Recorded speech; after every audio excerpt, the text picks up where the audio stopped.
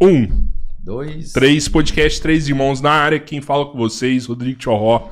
Do meu lado, meu brother, meu irmão, Roberto Andrade, filho, borracha. Na mesa operando, nosso diretor, Pedro Henrique. E aí, Robertinho, boa noite, tudo bem? Fala aí, meus irmãos, beleza? Tudo bem com você? Como é que você tá? Ah, cara, tô feliz pra caramba, né? A gente tá com um convidado aqui que já passou aqui uma vez, tá vindo pela segunda vez, entende muito, muito mais inteligente que nós dois. Então é só deixar ele falar, gente, que é o mais calado possível. Não deu parâmetro nenhum de nada, mas entre nós dois, quase qualquer um no mundo mano. Então você quase não deu parâmetro nenhum. Mas ele é muito capaz, realmente. Mas vamos ajudar muita gente, viu? Vida, inclusive, tava conversando, com certeza, Foi depois dele? Sim. Cara, sua pele muito agradecido. Tá bonita. Será que a pele melhora quando você dorme mais? Eu acredito que tudo melhora, mano. Tanto que sua esposa tá mais feliz. Eu vejo a Renata na rua, aquela alegria, que é tanto de dente na boca dela. Fala isso não, cara. Ela Renata tá morrendo de raiva. Eu tô dormindo com um CPAP ali, nem lembro nada. Só deito com aquele tanto de mangueira na cara ali e já era. Renata tá detestando isso. Tá, mas é uma coisa, ela deve estar feliz. Você tá bem vestido, você tá bonito hoje, rapaz. É porque eu sou... Que toca top, hein, Ana? Ó, quero agradecer também a presença da doutora Thaís, tá aqui com a gente hoje também. Obrigado, viu? Muito obrigada pelo convite. Seja bem-vinda. Obrigada. Doutora Thaís também foi muito bem recomendada pra gente, né? Nossa senhora, ela já chega com um super status de mega estrela. Imagina. E o doutor Túlio aqui com a gente também pela segunda vez. Obrigado, doutor. Grande abraço, obrigado. Excelente estar aqui com vocês. Aí, vamos já começar quente, assim, tipo... Qual que eu tenho que procurar primeiro pra cuidar do meu sono? Doutora Thaís ou doutor Túlio? Onde que eu vou primeiro? Qualquer um. Sono é uma abordagem multiprofissional, né? Então, todos os profissionais têm seu papel e são tão importantes um quanto outros, são complementares.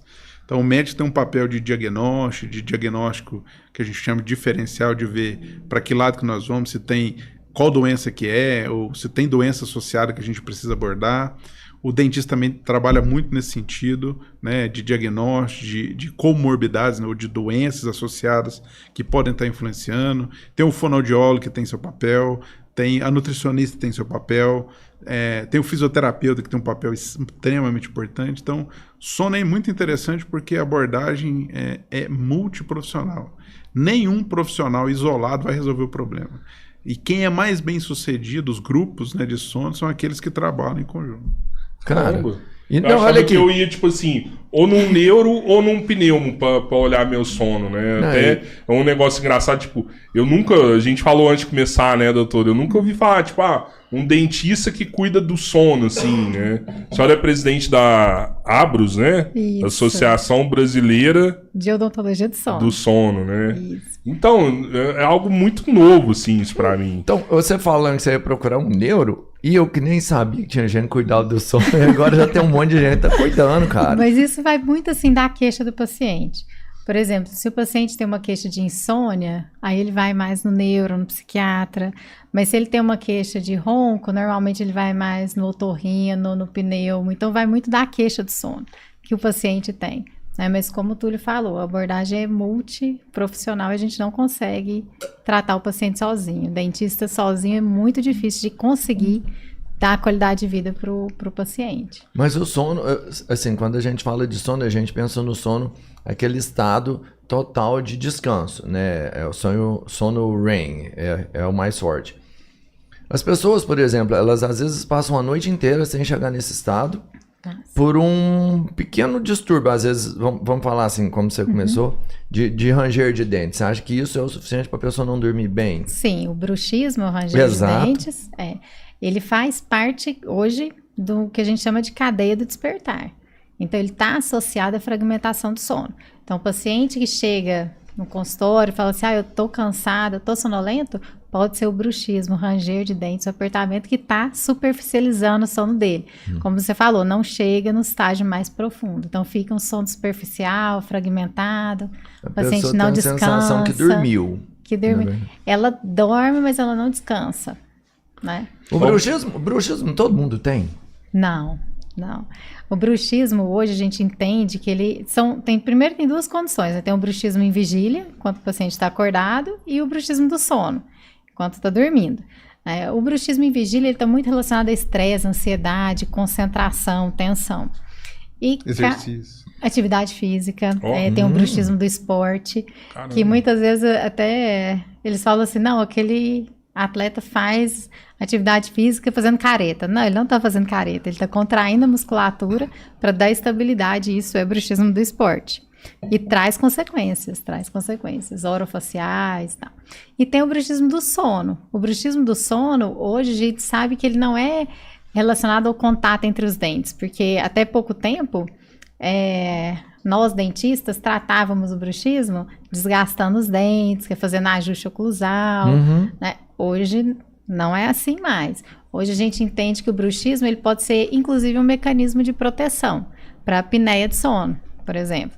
Quando a gente dorme, relaxa a musculatura do corpo inteiro, o paciente que tem apneia, o queixo vai lá para trás, fecha a via aérea. Fechou aqui. Aí o sistema nervoso central manda um comando, fala assim, abre a via aérea. E como que abre a via aérea? Contrai toda essa musculatura. Aí contrai a musculatura, tem um toque interdentário. Então, se o paciente hoje chega para mim com queixa de bruxismo, eu preciso investigar vários fatores. Apneia de sono, refluxo gastroesofágico, que também o bruxismo é um mecanismo de proteção. E aí, pensa um paciente que tem refluxo, a saliva muito ácida, o desgaste entre os dentes, aí hoje é a doença mais prevalente dentro da odontologia, que é a síndrome que a gente chama de envelhecimento precoce bucal, que é a degradação das estruturas dentárias sem a cárie. A boca saudável, né? O paciente é saudável, o corpo saudável, mas degradado pela ansiedade associada ao bruxismo, doenças emocionais. Né? Então, ansiedade, apneia, refluxo, algumas medicações, hoje muito utilizadas, né? Antidepressivos, que levam a uma maior atividade do sistema nervoso central, levam a mais bruxismo. Então, hoje não é colocar aparelho ortodôntico, alinhar os dentes para parar de ranger os dentes. Não, isso não... Mas eu ia te perguntar isso. Na sua parte, você corrige mais, vamos pensar, a parte mecânica. Não é um tratamento com medicamento, por exemplo.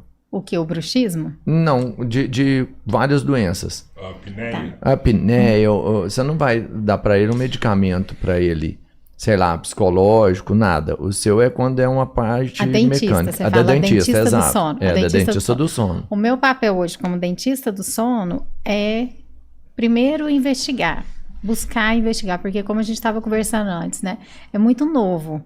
Então, é muito difícil você chegar, vocês, né, você não, que eu sei que você já trata sono, né, mas vocês, quantos médicos vocês já foram e quantos te perguntaram se você dorme bem?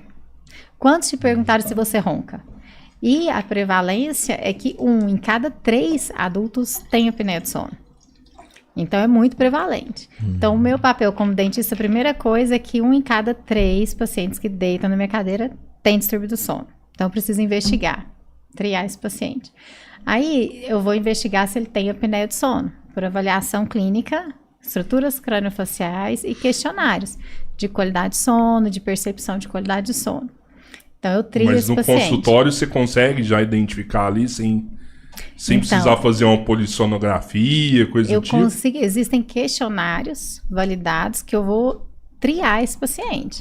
Então, eu vou aplicar esse questionário nesse paciente, vou perguntar, tem algumas perguntas-chave que a gente faz para saber sobre a qualidade do sono. E se esse paciente tiver o risco de ter apneia, aí sim, eu encaminho solicito polissonografia para esse paciente e aí a gente interpreta, né, a polissonografia e vê, mas aí todo mundo, como o Túlio falou, né, primeira pergunta, vai para o dentista ou vai para o médico? O que é muito importante, essa integração, é para não acontecer assim, foi para o dentista, vai ser aparelho intraoral, foi para o fisioterapeuta, vai ser CPAP. Não é assim. Eu preciso entender a doença como um todo. E a partir do momento que eu integro uma equipe multiprofissional, eu sei que apesar de eu colocar aparelho intraoral, para você, o melhor é o CPAP. Não, que legal você falar isso daí, porque parece que tem até não falando mal assim, mas parece que tem um preconceito de alguns locais assim, tipo, não, o aparelho não funciona, Não usa o CPAP não, tem que pôr o aparelho. O que acontece? A apneia, ela é uma doença progressiva. Então, ela tende a piorar com a idade, porque ela está muito relacionada ao relaxamento da musculatura. Então, não é um tratamento que você vai fazer 1 ano, 2 anos, tratei e não tem apneia mais. Não é isso. Eu tenho paciente que tem 5, 6 anos de uso de aparelho intraoral. Então, se eu não proporciono para esse paciente um tratamento que vai resolver o problema dele e que ele vai ter conforto, a possibilidade dele abandonar o tratamento é muito grande. Entende isso? Uhum.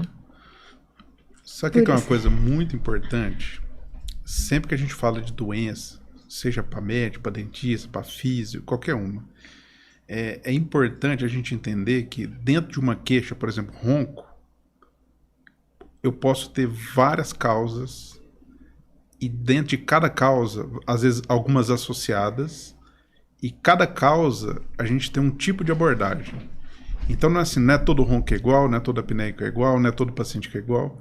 Então é muito importante que o médico, o dentista, o fisioterapeuta, quem trabalha com fono, quem trabalha com sono, que vai te atender, você tem que procurar que essa é uma pessoa que sabe o que está fazendo, que é séria. Procura nas sociedades, se ela é especialista em pneumologia, em psiquiatria, em cardiologia, em otorrino, se é um dentista que é associado à Associação Brasileira de Odontologia do Sono, que tem o título da Associação Brasileira, o fono a mesma coisa, o FIS a mesma coisa, porque a chance de você se dar bem no seu tratamento, na sua investigação é muito grande. Porque é muito perigoso, né? Eu ranjo o dente, vou pôr um aparelho na boca para parar uma placa para parar de ranger. Eu tenho apneia, eu vou pôr o CPAP. Às vezes minha apneia é central, o CPAP não vai resolver, às vezes vai até piorar a minha situação. Ou às vezes o meu problema eventualmente é cirúrgico, eu tenho que resolver, eu tenho uma amígdala gigante, se eu não tirar no CPAP não vai resolver. Ou o bruxismo, na verdade o problema é mais a apneia do sono, eu tenho que tratar a apneia e não pôr o aparelho, porque às vezes eu pôr o aparelho e vou piorar. Sim. Então, não dá nunca pra gente generalizar. Cada pessoa é uma pessoa, cada doença em uma pessoa tem que ser feita uma abordagem diferente. Então, eu queria que isso ficasse muito claro, né? Porque generalizar as coisas é muito complicado. E às vezes muitos pacientes começam a entrar pelo cano, né? Achando que estão fazendo uma coisa certa, não buscando um bom profissional para ser orientado. Então, o que nós temos que fazer para o nosso paciente? Proporcionar a melhor coisa para ele. Claro. Então, no caso da apneia, qual que é a melhor opção? É o aparelho? É o CPAP? É os dois? É uma cirurgia? Então, é isso que o profissional sério vai fazer um plano de tratamento, te apresentar quando tem mais opções para você, para tomar uma decisão conjunta, e quando um é melhor que o outro, ele vai te sugerir, esse lado é melhor, é mais tranquilo, tem essas dificuldades, mas acho que nós vamos ter mais sucesso daqui a pouco. E você acha que cada um tem os prós e os contras? Com certeza, todos têm prós e contras. Sabe uma coisa que me preocupa demais, sim? Eu vejo muita gente eu vou cuidar disso só quando tá, assim, muito ruim, sabe? Não tem jeito de piorar. Eu conversei com um amigo meu esse final de semana, é assustador, assim, sabe? Tipo, é um cara que eu admiro bastante, um cara que tem um bom emprego, que ganha muito bem. Fala, o cara tem uma vida maravilhosa, né? Eu tava conversando com ele e falou assim, mano, eu tô cheio de problema, eu tô com dor nas costas, eu tô com ansiedade, eu tô com quase uma depressão. Mas o que é? E ele foi falando assim, cara, eu acordo 4 vezes à noite, tem hora que eu acordo e não durmo mais, né? Então você vê que o sono dele tá precisando de cuidados, né? Sim. Só que você vê, olha onde que chegou pra ele fazer uma queixa disso aí, provavelmente dor nas costas, assim, sabe? O cara foi fazer um exame e tava com suspeita de câncer, sabe? O médico falou pra ele, você tá com câncer, né? E foi ver, não tava, né? Mas olha também você recebeu um diagnóstico desse daí, desnecessário, né? Cara, podia ter resolvido isso há muito mais tempo. Isso é muito, muito sério e muito mais comum, e mais comum principalmente no homem. O homem não se cuida, em geral. Achei que você ia falar que o homem ronca mais. Que não, mas ronca, também? Né? Também. 4 vezes mais do que a mulher. 4 vezes mais. Uma mulher para cada 4 homens tem apneia de sono. Mas aí quando a gente chega na menopausa, a gente perde as proteções dos nossos hormônios femininos, aí se iguala. Então por isso que às vezes fala assim, não, eu nunca ronquei, entrei na menopausa e comecei a roncar. E o homem é muito comum, mas não é normal roncar. Roncar é sinal clínico de que alguma coisa não tá boa. Sim. Então precisa investigar. É um problema de saúde, gente. Assim, vocês já contaram pra gente. A mulher até a menopausa é mais saudável? Assim, para a apneia de sono, sim. Para a apneia de sono, sim. A mulher tem mais insônia. Outro distúrbio de sono que é muito prevalente também. Mas o homem é 4 vezes mais afetado pela apneia de sono do que a mulher. Características anatômicas, hormonais, é o que o Túlio falou, né? O homem, ele demora mais para procurar tratamento. Então, quando ele chega a alcançar, fazer esse tratamento, as estruturas orofaciais dele já tem um comprometimento neuromuscular, então ele já responde menos ao tratamento. E tem outra coisa também que é muito importante. A mulher, ela tolera o ronco do marido a vida inteira. A vida inteira. A hora que ela começa a roncar, o marido não tolera, ela mesma se sente muito constrangida, então ela procura tratamento e ela adere mais ao tratamento. Tem a questão social também, muito envolvida, né? Sacanagem isso aí, né? É foda. Cara, mas assim, olha pra você, é o comportamento, e isso é natural. Assim, o homem, ele é mais fechadão, ele não gosta de falar dos problemas dele. E é um grande erro, né? E tem tanta educação hoje, a gente vê assim, né, campanha ensinando a gente a se cuidar.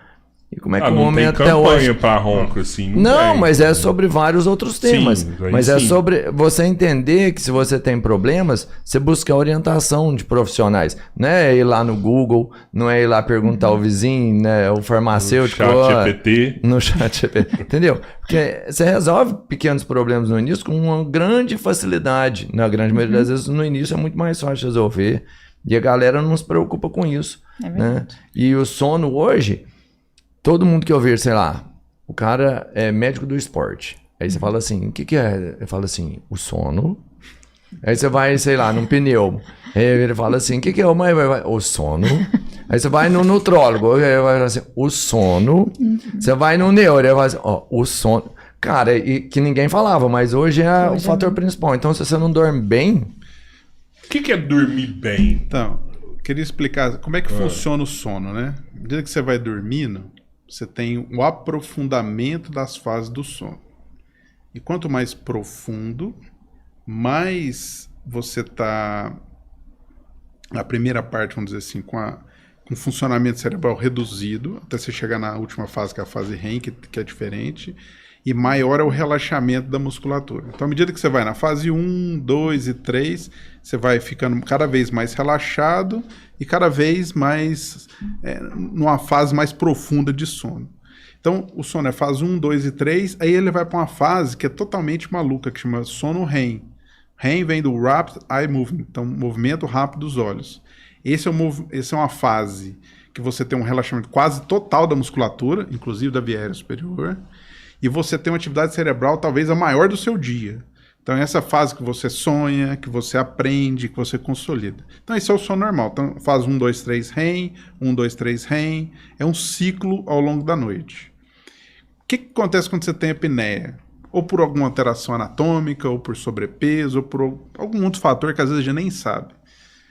À medida que você vai aprofundando e vai relaxando a musculatura, eu vou fechando a via aérea em cima.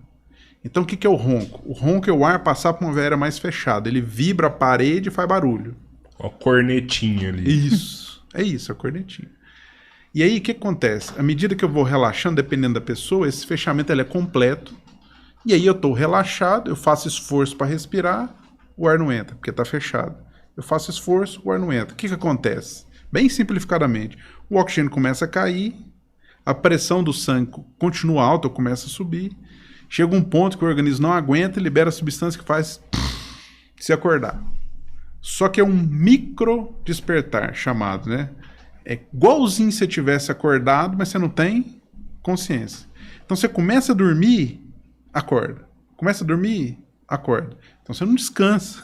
Você não aprofunda o sono. Você tem pouca fase REM, pouco sono fase 3. E aí, essa queda de oxigenação e sobe, isso é terrível para o seu organismo, para a parte cardiovascular, para a parte cerebral. Então, eu começo a ter não só uma privação crônica de sono ao longo do dia, então baixa concentração, nervosismo, maior risco de acidente de trânsito, com a parte de estresse inflamatório, né? Que aí eu tenho maior risco de doença de infarto, de derrame, de doença psiquiátrica, doença neurológica, etc. Então, esse é o problema. Essa é a armadilha. 1/3 da população, eu tenho algum distúrbio que faz com que o ar não consiga passar ou pare de passar. Aí eu vou ter desde o ronco, só o ronco em si, como a apneia leve, moderada e grave. E aí, como a Thaís falou, isso vai piorando ao longo da vida. Aumentando. O que é o tratamento? O tratamento é simples. Eu tenho que manter isso aqui aberto para o ar passar, para eu não acordar, para eu conseguir dormir. Eu posso fazer isso com CPAP, que eu ponho uma máscara, um aparelho, esse aparelho é ligado num circuito nessa máscara, vai gerar uma pressão de ar que vai manter isso aqui aberto. Acabou. De um dia para o outro, você resolve o problema. Ou o aparelho. O que o aparelho faz? Ele reposiciona a mandíbula, aumenta o espaço da via aérea lá atrás, impede que caia quando você dorme, você resolveu o problema de um dia para o outro. Então, isso é a apneia e esse é a armadilha, né? Você não consegue descansar nunca. Você está sempre cansado. E é muito comum, né? Thaís pode falar isso até melhor que eu. Você perguntar para o paciente que tem apneia grave, né? Que aí entra, ele tem vergonha, porque ele ronca, vergonha de falar, mas chega uma hora que a mulher convence, ou ele mesmo convence, ele procura. E aí ele não sabe o que é dormir mal, porque ele acha que ele dorme bem demais. Por quê? Porque qualquer lugar que ele deitar para dormir, ele vai dormir. Mas isso quer dizer que ele dorme muito mal, porque ele está sempre com sono. Quando você começa a tratar o CPAP, o que acontece? Acaba o sono. De um dia pro outro, entendeu? O Robertinho é um cara que dorme em qualquer lugar. Eu consigo dormir em qualquer lugar. E eu ainda tenho facilidade para depois que eu acordo, se eu quiser, eu consigo dormir de novo. Eu tenho certeza que se você fizer, tem alguma coisa errada com você. Tem certeza. Seu sono é leve, cara. O sono leve, ele não chega... Você sonha. Sonhar, eu acho que é um sinal, não é? Você, tipo... É assim. E sonhar, você chega no sono REM, né? Sim, a gente sonha durante todas as fases do sono. Só que durante o sono REM, que é o sono que a gente relaxa mais a musculatura e a nossa atividade cerebral está muito alta, são os sonhos mais vívidos e aqueles sonhos que você lembra. Normalmente, o sono REM, ele acontece na segunda metade da noite. Então, ele é mais predominante na segunda metade da noite. E quando que você lembra dos seus sonhos? Normalmente, quando você acorda durante o sono REM. Aí você lembra do que você estava sonhando. Da hora, velho. O despertador toca, você tá no meio de um sonho e fala, o que vai acontecer? Eu devia ter acordado essa hora, tava quase, né? Tem gente que tem apneia, por exemplo, o meu, quando eu fiz exame, eu tava com, acho que 70 apneias por hora. Apneia grave. Né? Grave. Né? Mas eu acho que tem um tanto que é tipo, tá tudo certo. 5, 6, tá tudo certo, é normal. Até 5 paradas respiratórias por hora de sono é dentro da normalidade. De 5 a 15, apneia leve, de 15 a 30, moderada, e acima de 30, grave. Se a gente pensar assim, acima de 30, é a mesma coisa, é uma parada respiratória a cada 2 minutos. Sim. E aí, se você fizer o teste, para ser considerado uma parada respiratória, é o fluxo de ar parar por 10 segundos. Marca isso para você ver no tempo. Isso é como se você estivesse mergulhando. Você mergulha, 10 segundos, levanta. Mergulha, 10 segundos, levanta. Isso a cada 2 minutos durante todo o seu tempo de sono. Tá campeão de mergulho, né? Cara, então, existe algum exercício que a gente possa fazer? Eu falo um exercício físico mesmo, ou respiratório, que a gente faça e consiga um resultado de melhora? Sim. Assim, primeira atividade física aeróbica, exercício físico, ela já é considerada um tratamento, independente da perda de peso, porque ela melhora os marcadores inflamatórios, tá? Então, ela já é considerada. Agora, a especialidade que foca em exercícios para a via aérea, para controle do ronco e apneia, é a fonoterapia, que é inclusive uma especialidade dentro da fono, o sono, né, que são exercícios para melhorar o tônus, melhorar a estrutura dessa via aérea. Melhora o tônus da língua e palato mole. O fato falando de exercício, eu já vi, por exemplo, alguns lutadores né, de jiu-jitsu, por exemplo, eles fortalecem essa parte do pescoço extremamente. Ele fica extremamente forte, robusto. Isso não chega a fechar, porque como você tem um crescimento muscular ali, não chega a afetar o... Olha, uma das características que você perguntou, né? Mas no consultório você consegue já fazer uma avaliação? Uma dos parâmetros que a gente avalia é justamente circunferência cervical. Se a circunferência cervical da mulher está acima de 41, ela tem mais chance de ter apneia do sono. O homem acima de 43. Então, sim, o homem que é fisiculturista, que é atleta, faz ganho de massa magra, inclusive aumentando a espessura de pescoço, com certeza ele tem mais chance. Porque se você pensar, é uma questão de gravidade. A hora que você dorme, está dormindo principalmente de barriga para cima, a pressão dessa estrutura toda sobre a sua via aérea. Mas no caso do CPAP, o fato do paciente ter o pescoço mais largo ou mais fino não altera muito na pressão, né, do oxigênio. Então, porque aí não é só a questão de gravidade, né? Tem o tônus muscular também, que cada paciente tem um. Né? E tem a questão do que a gente chama de equilíbrio anatômico. Né? Por que você tem apneia e eu não tenho apneia? Todo mundo dorme, todo mundo relaxa. Né? Por que uns têm e outros não? Muito marcador genético, né? Então o pai tem, o filho tem, tônus muscular, características craniofaciais, mas é uma questão de equilíbrio. Se eu tenho uma estrutura esquelética boa e uma estrutura de tecidos moles adequado, minha via aérea é ampla, o paciente respira normalmente. Mas eu posso ter uma estrutura esquelética pequena e um tecido mole adequado.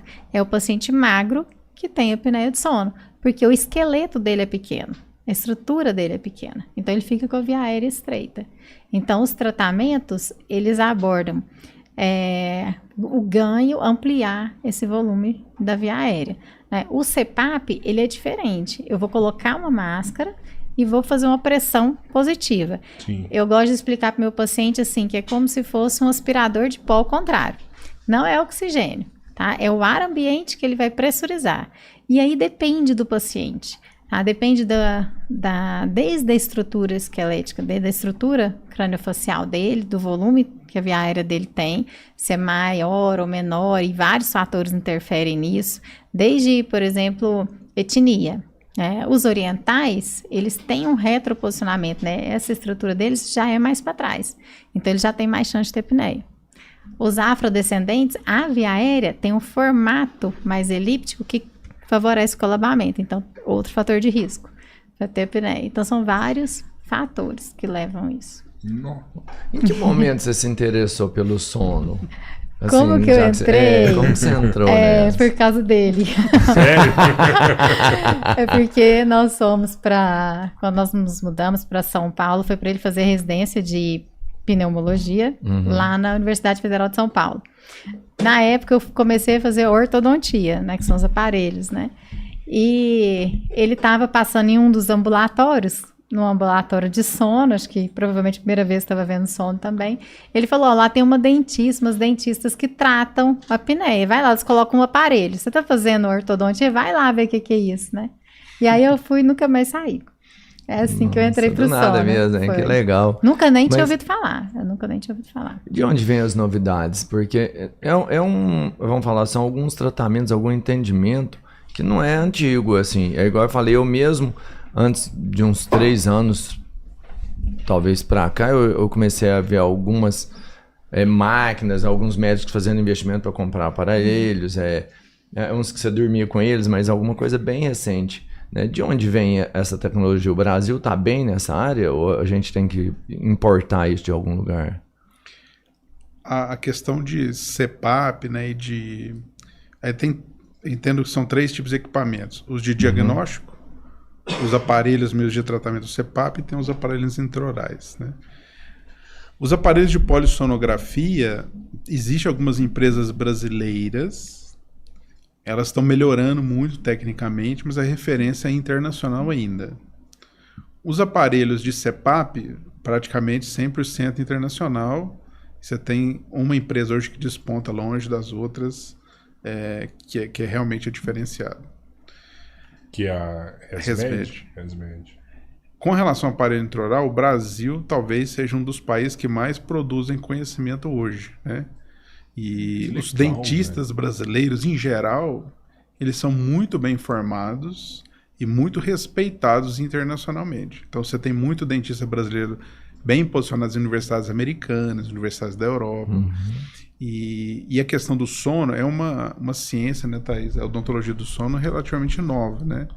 Então, a Thaís é extremamente estudiosa e ela foi estudando assim obsessivamente até virar essa sumidade, né? Só a presidente do Brasil, né, na área. Pô, você deve ter muito feedback de paciente, assim, que mudou de vida com isso. Né? É tão engraçado, assim, que, como tu lhe falou, né? A pessoa às vezes não sabe que dorme mal. E muitos dos meus pacientes vêm trazidos pelas esposas. Não, tem que tratar, não aguento mais o ronco dele e tal.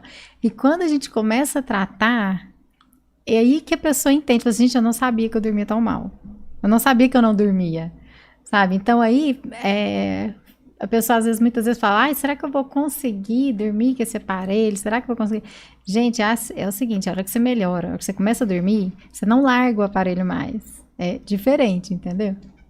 A hora que assim, você dorme. Mesmo criança, porque a criança também pode ter, não pode? Pode, a criança também pode ter apneia. Roncar não é normal. Em criança, então, precisa ser investigado.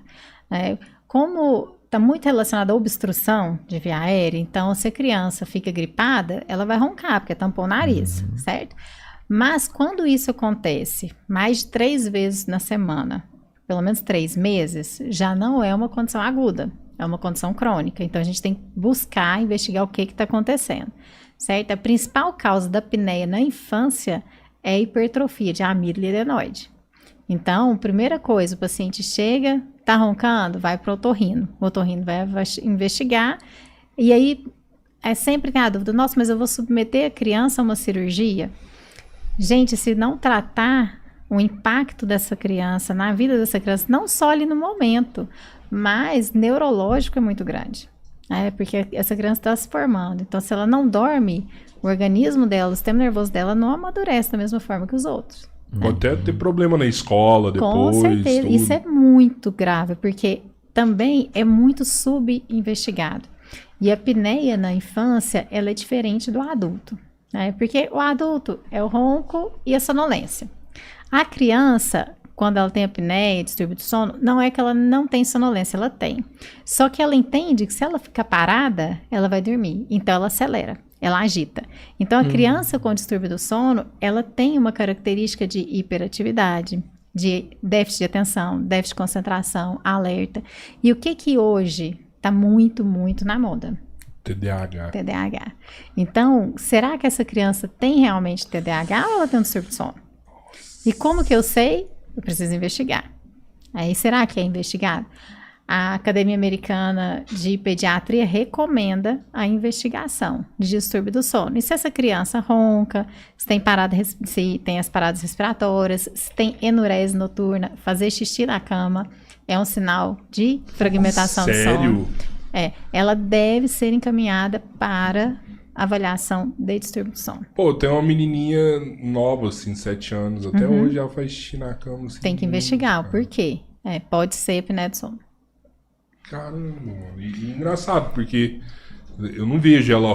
Porque pra mim a apneia tá associada ao ronco, assim. Eu não escuto ela roncar, sabe? Eu não... Mas você fica próximo? Às vezes o seu quarto é próximo do dela? Assim, eu falo assim, a ponto de dorme ouvir? comigo, pô. Dorme comigo, igual hoje. O João, tá. eu tô vendo ele roncar. Né? O João, eu acredito que seja um pouco até de sobrepeso, assim. Você vê que é um menino que tá ganhando mais, né? Mais peso e tal. Pode ser isso, né? Mas é importante o pai olhar isso mesmo, né? Porque é importante ele não investigar. pode comprometer a criança com isso, né? E aí tem muita criança que sendo tratada mesmo para déficit de atenção e na verdade não é distúrbio de sono. E aí é o que a gente falou no início, às vezes é o tratamento equivocado, ele vai ter um resultado pior do que o... Né, assim, às vezes tá dando medicação pro moleque muita sem precisar. Ritalina. Né? Muita Ritalina. Olha aí, cara, que loucura. Por isso que é muito complexo, né? A área da saúde, nós somos de profissionais realmente capacitados, sabendo o que está fazendo.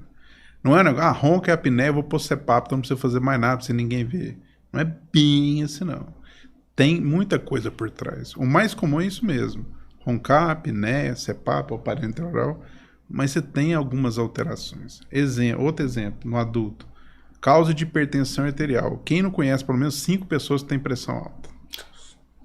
Uma das causas é a apneia do sono.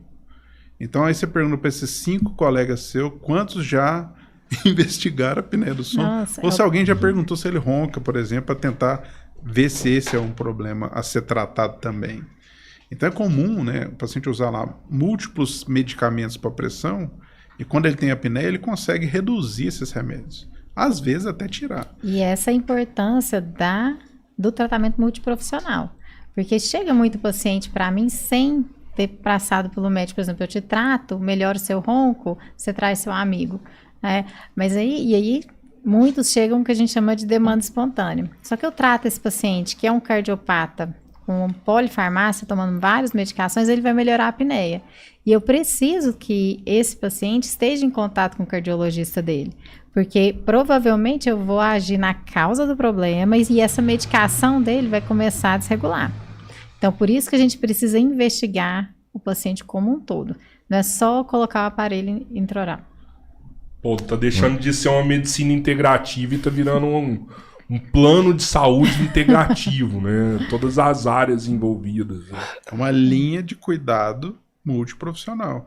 Essa que é o ideal de qualquer doença. Nós estamos falando de apneia do sono e ronco, mas qualquer doença que você pegar, essa é a abordagem ideal. Os melhores resultados do mundo são de grupos multiprofissionais. Então, todos são importantes dentro de uma cadeia de tratamento de atenção. Já ouviu falar desse termo higiene do sono? Claro. É isso aí que é esse conceito, a higiene do sono? A higiene do sono, ela começa no momento que você acorda. Às vezes a gente fala assim, as 2 horas antes de dormir são fundamentais? São. Mas se no momento que você acorda, você se expõe à luz, você começa a fazer atividade física, como é o seu dia? Porque o dia, ele está funcionalmente ligado à vigília. Aquele dia onde você teve muito estresse, ansiedade, trabalhou demais, correu demais, a hora que você deitar para dormir, sua cabeça vai estar acelerada. Então aí eu vou ter o que a gente chama de maior latência para o sono. Você deita, você demora para pegar no sono. Você tem um sono mais superficial, mais fragmentado, tem a probabilidade maior de acordar no meio da noite e não conseguir dormir mais, certo? Então eu preciso cuidar desse ciclo. Não é só eu falar assim para você, solte o seu celular, não pegue seu celular 2 horas antes de dormir. Não é só isso, você precisa cuidar do seu dia, tá? Mas quando a gente fala assim, o que eu posso fazer para melhorar meu sono? Primeiro, quebrar esse ciclo vicioso.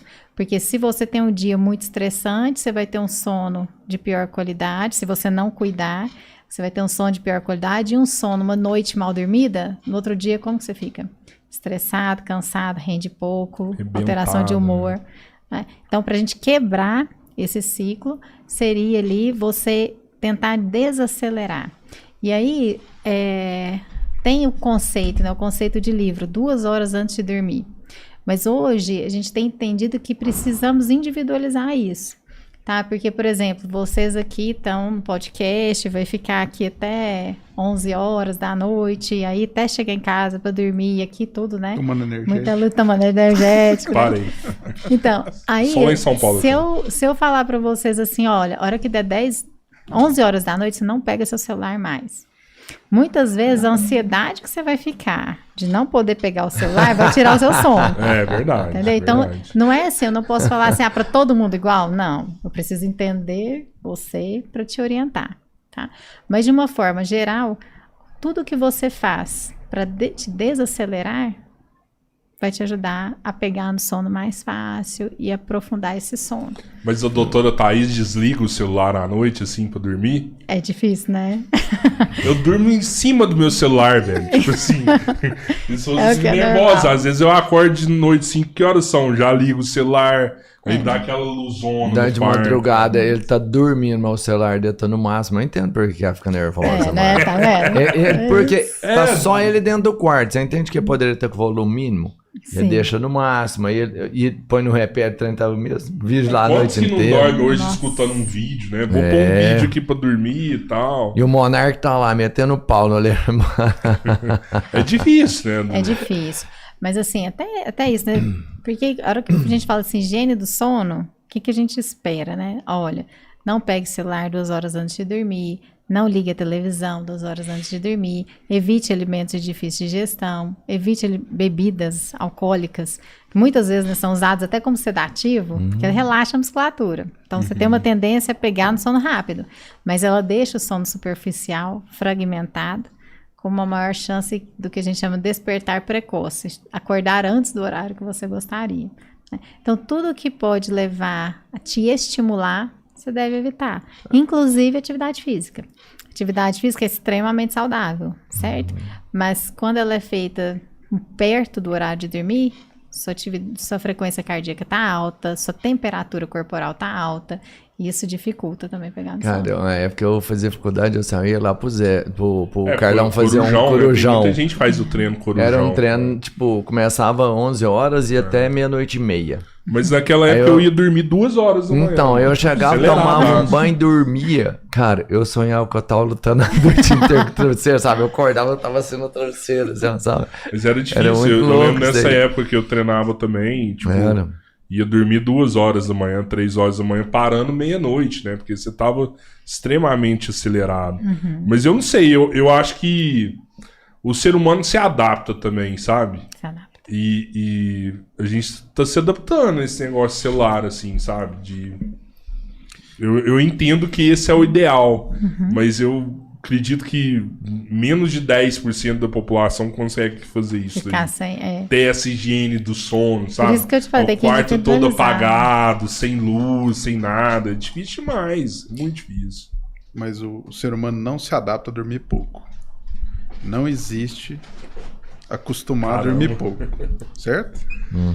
Eu tenho a quantidade que eu preciso de dormir para cada um, que normalmente varia entre 7 e 9 horas por dia.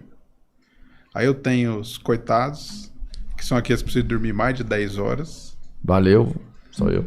Longo dormidor. E eu tenho os, para mim, que são os abençoados por Deus, que é aqueles caras que precisam dormir menos de 6 horas e acorda normal. Como é que eu sei o tempo que eu preciso? Pega umas férias, na segunda semana, você dorme sem bebida alcoólica, sem nada, e o tempo que você demora para acordar no outro dia. Se é 6, se é 7, se é 8, se é 9. O meu tempo é 7 horas. Então, se eu dormir menos de 7 horas, eu vou ter... Se eu dormir 6, eu vou ter 1 hora a menos, um déficit de 1 hora. No outro dia eu dormi 6, eu tenho um déficit de 2 horas. Então eu vou tendo privação crônica do sono. Não, mas eu estou acostumado, eu vou acostumar a dormir. Você não costuma, você tem os efeitos de não dormir corretamente. É que você começa a fazer? Tomar café, tomar energético, porque você está usando um remédio, cujo efeito colateral é manter-se acordado. Então você vai tratando um sintoma que é sonolência, porque você não está dormindo adequadamente à noite. E o sono é extremamente importante para o atleta. Ela acabou de postar um negócio de atleta hoje, legal. Para aprender, para você descansar. Então, quando você pode ver, atleta é psicopata com relação a dormir bem. Mas é um atleta de alta performance, né? É isso. Então, para você estudar, se você não... Cara, eu vou dormir 4 horas essa semana que eu quero estudar mais, né? Aí eu começo a tomar guaraná em pó à noite, café, e quando eu vou dormir eu já durmo menos e durmo mal, né? E aí você não aprendeu nada daquilo lá que você usou. Então, não é uma maneira inteligente da gente... Quando você começa a entender isso, e você começa a entender qual que é a importância do sono, você começa a ajustar o seu dia para que você consiga dormir o tanto tempo que você precisa. Então... Pô, mas já tem um estudo que classifica, assim, cada ser humano, tipo... Porque eu já vi isso mesmo. Tem gente que não consegue acordar cedo de jeito nenhum. Tem. Eu sou um deles. Eu tenho uma dificuldade enorme. Tipo, 5 horas, 6 horas da manhã não dá. Vou atrasar. Né?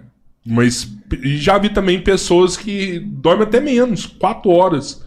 Pô, 4 horas pra mim é o suficiente.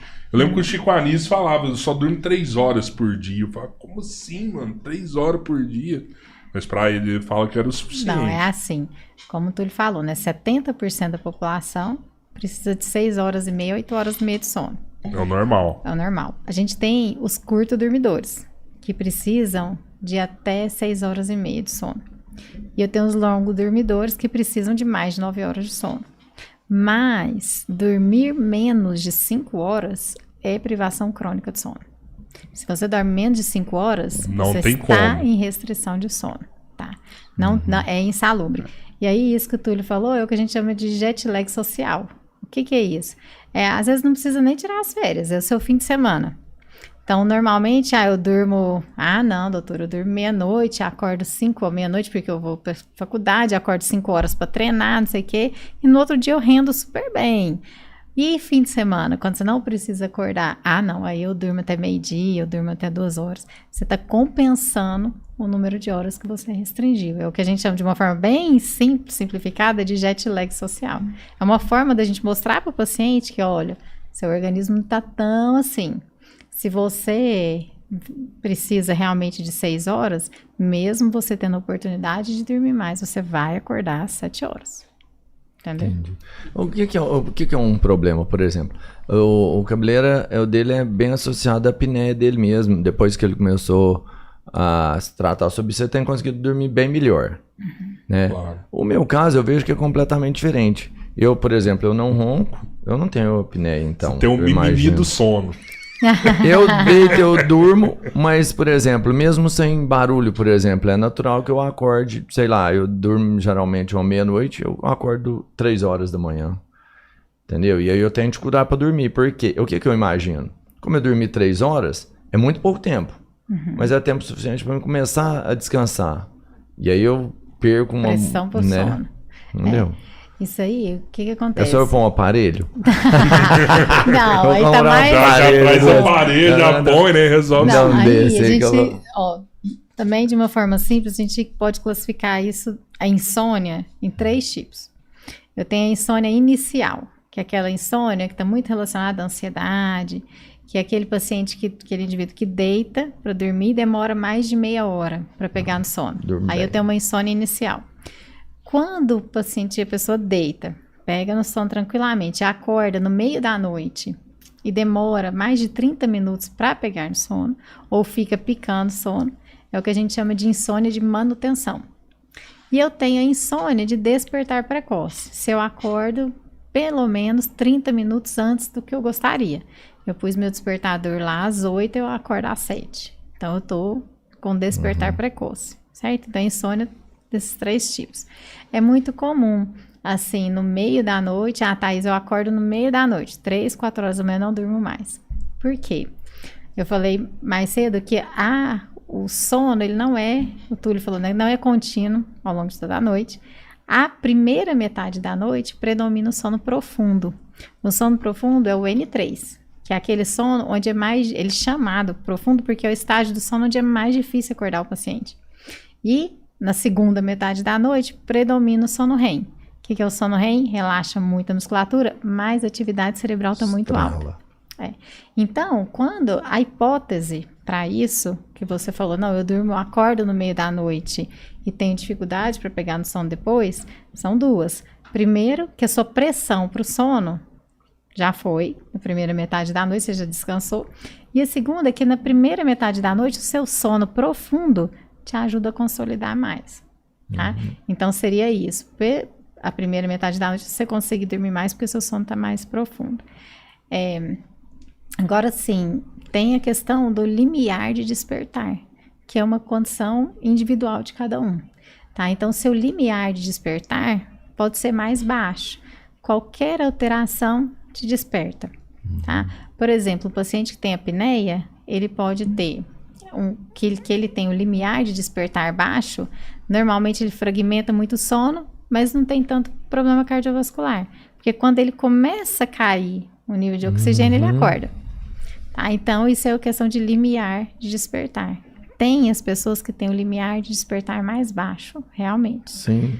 Só que aí você precisa adotar as medidas de higiene do sono, que é o que o Rodrigo estava falando. Que é tentar adotar medidas que vão te ajudar a aprofundar o sono, realmente. Aquele 4-7-8, que é de respirar, aquilo lá, se eu fizer durante a noite, me ajuda? 4, 7, 8? Você foi uma técnica que eu descobri. Tipo assim, ó, quando você tá assim, você puxa a respiração pelo nariz durante 4 segundos. Prende por 7, segura em 7 e solta sem movimentar a boca durante 8 segundos. Seria um Isso, seria um técnico que acontece? Isso tem crescido muito. Tanto no... Eu manejo, né, sono e dor. Então, isso tem crescido muito também no sono, que são as técnicas de terapias mentais, que é especificamente isso que você falou, nem sabia que chamava 478. Mas não, nem é o seu não, mas é o tempo de cada um, 478. A Barça, sabe tudo. A Barça. São técnicas do mindfulness, que é você se conhecer, se relaxar, desconectar, que tem crescido muito, tanto no sono, para melhora de qualidade de sono, quanto para melhora de condições dolorosas. Mas para insônia, o tratamento ouro é terapia comportamental cognitiva. É o tratamento padrão ouro, não é medicação. Sim. Por quê? A insônia está muito relacionada a condições mentais, a estresse, a ansiedade. Né? Quando a pessoa é mais ansiosa, ela tem uma maior tendência, ter uma maior latência para o sono, demorar mais para pegar no sono. Uma pessoa com um quadro mais de depressão, depressiva, ela tem essa tendência mais de acordar no meio da noite. Ah, Thaís, mas todo mundo que acorda no meio da noite tem depressão? Não. É um sinal clínico de uma pessoa que tem o distúrbio do sono. Né? O que a terapia comportamental cognitiva faz? São os psicólogos, então é mais um parceiro nosso que ajuda. Então, são os psicólogos, eles vão identificar o gatilho para a sua insônia. Então, o que você faz que está te gerando essa maior ansiedade para controlar seu sono? Então, a terapia comportamental cognitiva, ela funciona na identificação da causa e ela vai te orientar na higiene do sono. No que você vai fazer ao longo do dia para ter um sono de melhor qualidade. Por exemplo, a sonolência após o almoço, a sonolência pós-prandial, ela é fisiológica. Faz bem ter um cochilo após o almoço. Então, se você cochila até 40 minutos, o seu organismo se repara, você consegue se restaura e você consegue ter o restante do dia de melhor qualidade. Mas o insone, por exemplo, ele não deve ter esse cochilo. Por quê? Porque aí eu devo aumentar a pressão para o sono para dormir na hora certa. Entendo. O que acontece? O insone não é que ele não tem sono, ele tem sono na hora errada. Então, eu preciso canalizar isso para o horário certo. E é isso que a terapia comportamental cognitiva faz. Quando é uma questão aguda, e aí uma insônia aguda, que está muito relacionada, por exemplo, na pandemia, né? Quanto insônia teve? Muito estresse, muita ansiedade. Né? Então, muita gente com distúrbio do sono. Todo mundo passa problemas, né? Então, todo mundo pode ter insônia em algum momento da vida, certo? Mas a questão está o seguinte, eu passei o meu problema, eu já não estou mais desempregado, eu já não estou mais com uma pessoa querida internada, mas eu adquiro hábitos ruins. E aí esses hábitos que eu adquiri ruins, eles vão protelar essa minha insônia. Aí eu saio de uma condição aguda e vou para uma condição crônica. Normalmente, a insônia aguda eu consigo controlar com terapia comportamental cognitiva. Que são atitudes mesmo que você toma ao longo do dia, se autoconhecer e adotar, né, medidas. Mas quando ela cronifica, aí dificilmente a pessoa consegue sair dessa condição de insônia sem medicação. Mas, o que acontece? A maioria, né, vai na medicação, a maioria, né? Exatamente. O que acontece é que o que é mais fácil? O remédio. Né? Então, tem muita gente fazendo uso de medicação, automedicação, e não tem a terapia comportamental cognitiva. Zero. O ideal, o ideal é que essa medicação para controle de insônia seja tomada por um período de 3, 4 meses. Só que o que a gente vê são 3, 4, 5 anos de uso, né? Esses indutores de sono. Então, eu vejo que é uma questão mais do profissional, assim, do que do paciente, sabe? Todos os casos que eu vejo, o profissional fala, toma isso aqui pra você tirar estresse, você vai dormir melhor, você toma esse remédio aqui pra você dormir. Eu não vejo ninguém indicando, vai fazer procura um psicólogo aqui, vai fazer uma terapia. Não vejo isso. Pô, eu tava pensando aqui, e CBD tem alguma coisa relacionada aí? Eu acho que dá pra dormir bem aí com isso, não? O cannabis? Pô, eu dormia pra caramba quando eu fumava. Parava à noite, assim. Deve ter algum remédio aí que E não dava larica, não? Dava também, mas era outra coisa, né? Mas eu dormia muito, cara. Dormia sem parar, assim, varava à noite. Sim, hoje tem muita pesquisa com cannabis trabalhando aí como indutor de sono, mas ainda não tem nada estabelecido. Tá? Então hoje tem pesquisa que fala que ajuda, diminui a latência para o sono, que é essa dificuldade de pegar no sono, que aprofunda o sono. Então tem as pesquisas aí saindo, mas ainda pouca evidência. Então assim, hoje prescrever o cannabis para insônia, ela vem, quem trata realmente isso, vem com a terapia comportamental cognitiva primeiro, as medicações que já são clássicas, né, os indutores de sono, que já são hoje os mais conhecidos e os que, até onde a gente entende, os mais seguros são as drogas Z, né, zolpidem, zolpiclona, são as drogas mais conhecidas. Aí aquele paciente refratário, que não consegue se adaptar a essas drogas. Então, aí vamos tentar alguma coisa? E aí a gente tenta a cannabis. Mas lembra-se que o cannabis, né, ele tem vários componentes dentro dele. Sim. E até o tipo da planta é diferente. Então, tem um componente mais psicotrópico e o que não psicotrópico. O que a gente tem muita evidência hoje, né, talvez seja 3, que é tratamento de dor, e é principalmente paciente oncológico, tá? Controle de crise convulsiva e distúrbio de ansiedade. Qualquer outra, e em casos específicos. Nós estamos falando de ciência, né? Uhum. Então, existe hoje indicações, principalmente nessas áreas que eu estou falando, em pacientes específicos. Nos Estados Unidos, por exemplo, em que a maior parte dos países, dos estados, é liberado e eu diria que 50% ou 60%, inclusive para recreacional, a pesquisa está gigante. Desde 2017, um pouco antes, todo o Congresso americano e europeu de pneumologia e os da Sociedade Brasileira tem mesas só de cannabis e saúde. Tanto do ponto de vista de consequência, quanto do ponto de vista de tratamento. Então, o que eles começaram a fazer? Esses países, Holanda e Estados Unidos, que começaram a liberar o consumo, inclusive recreativo, Sim. Eles acompanham os usuários, os pacientes, para ver que tipo de consequências pode trazer. Além do tipo de benefício.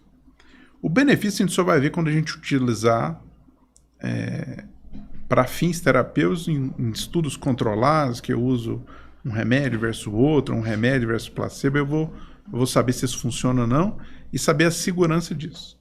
O que a gente tem é que o cannabis ele provoca doenças pulmonares como o cigarro, por exemplo, o tabagismo. Verdade. E ele gera muito distúrbio, doenças psiquiátricas, certo? Mas o seu uso, aí falando de tratamento, para essas situações específicas, o resultado é muito bom. De novo, eu não posso generalizar. Não dá para confundir eu tenho que isso aí, ver né? o paciente que tem indicação para aquele tratamento. E todo remédio tem efeito colateral. Todo. E aí, quando que eu vou passar um remédio para alguém? Ou um CPAP, um aparelho intraoral? Quando o benefício daquilo lá for muito maior do que o problema que ele for causar. Então, se a chance do benefício for muito maior que o risco do efeito colateral, eu vou passar. Por isso que eu trato pressão alta, trato asma, trato enfisema, trato diabetes, eu trato colesterol, eu uso CPAP, eu uso aparelho intraoral, eu faço uma cirurgia. Se o risco daquilo for maior do que o benefício, ou pior ainda, se não tiver nenhum benefício, para que eu vou dar uma dipirona para alguém? Entendeu? Então, quando a gente prescreve um tratamento, vou nem falar só remédio, quem prescreve tem que pensar nisso. E quando tem algum efeito colateral, quem prescreve tem que estar preparado ou para resolver, ou para caminhar para alguém que resolve, etc. Claro. Então, para todo tipo de tratamento, eu preciso ponderar o caso, a indicação e se tem outras coisas associadas, porque senão eu vou causar mais mal do que bem. Sim, é porque... Eu tô fazendo utilização de fitoterápico, né, para dormir. Eu tô tomando... Fitoterápico? Eu tô tomando molungo, valeriana, GABA, melatonina. Isso aí também não tem nenhum tipo de colateral, né? Posso usar isso também, né? Olha... Ó, já estão rindo de você, velho. Você tá fazendo coisa errada. Não, certeza. não tá. Eu ia falar pra tomar suco de maracujá. Nem vou falar mais. Não, é assim. Qualquer medicação para sono, para induzir sono, ele causa 2 tipos de dependência. Qualquer um. Ele causa uma dependência psicológica.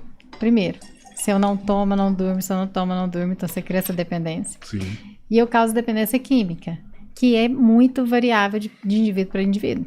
Então, o que essa dependência química causa? Além dessa fissura, né, de ter o organismo pedir, à medida que eu vou usando, eu vou requerendo cada vez mais uma dose mais alta e o meu organismo vai ficando cada vez mais dependente, tá? Hoje, a gente tem...